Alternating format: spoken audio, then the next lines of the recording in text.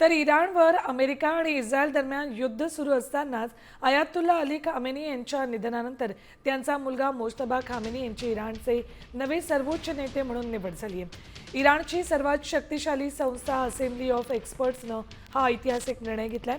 विशेष म्हणजे इराणच्या रिव्होल्युशनरी गार्डच्या दबावामुळे ही निवड झाल्याचं मानलं जात आहे। याचबाबत आपण अपडेट्स घेऊयात आमचे प्रतिनिधी शिवाजी शिंदे यांच्याकडून। शिवाजी, खामेनींचा मृत्यू झाला, त्यांच्या निधनानंतर आता त्यांच्या मुलाची निवड करण्यात आली सर्वोच्च नेता म्हणून। नक्कीच सुवर्ण, असेंब्ली ऑफ एक्सपर्टने हा त्यांचा एक मोठा निर्णय घेतलेला आहे।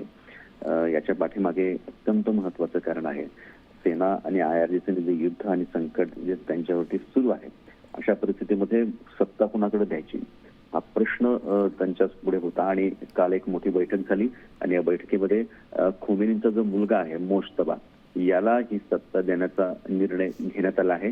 औपचारिक घोषणा झाली नसली तरी मोज्तबा पुढचे वारसदार असतील आणि इराणच्या या सगळ्या युद्धाच्या परिस्थितीमध्ये सगळे निर्णय मोज्तबा घेतील। पण हा जर निर्णय आहे तो इराणच्या मध्ये थोडासा विवाद सुद्धा मानला जात आहे। याचं कारण असं आहे की 1979 जी इराण क्रांती झाली ही मुळातच वंशवादाच्या विरोधात झाली होती। अशा परिस्थितीमध्ये खोमेनी यांच्या मुलाला ही सत्ता सोपवली जाते। त्यामुळे थोडासा हा निर्णय थोडासा विवादित आहे, परंतु त्यांच्याकडे पर्याय नाही आहे। IRGCने अत्यंत मोठ्या दबावात हा निर्णय घेतलेला आहे, कारण युद्ध सुरू आहे, अमेरिकेला प्रत्युत्तर द्यायचं आहे। अशा परिस्थितीमध्ये मोज्तबा हा त्यांना विकल्प अत्यंत महत्वाचा वाटला आणि त्यामुळे मोज्तबा यांची निवड करण्यात आली आहे। ठीक, धन्यवाद शिवाजी संपूर्ण माहितीसाठी।